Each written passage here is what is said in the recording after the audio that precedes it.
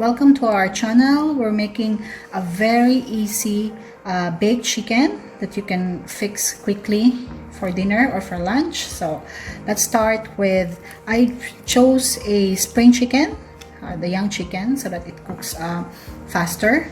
So let's start by brushing our chicken with our melted butter at the body. Then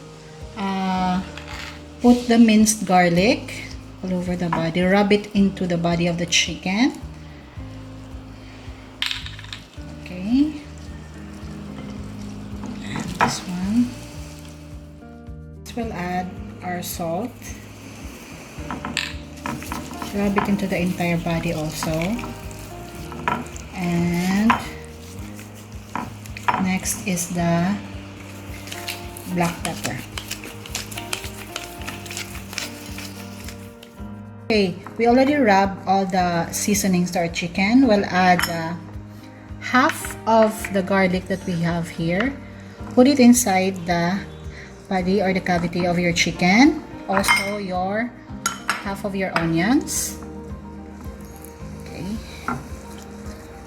Okay, and then the rest, just spread it into your pan. That will add very nice flavoring to your chicken. Also the onions. Okay. Then before we bake this into our pan, into our oven, brush it one more time with melted butter.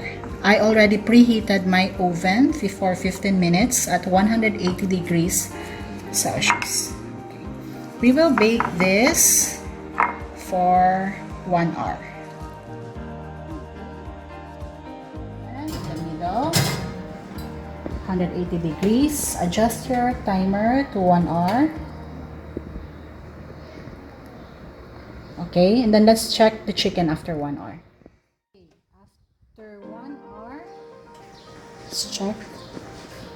We will brush butter to our chicken.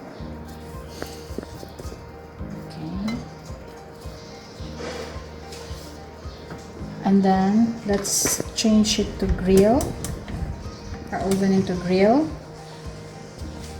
Okay, for 15 minutes in order to brown our chicken.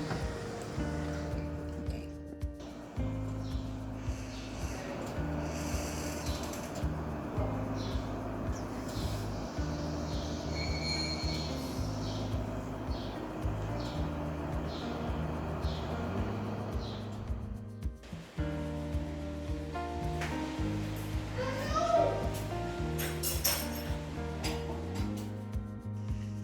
Our garlicky butter baked chicken.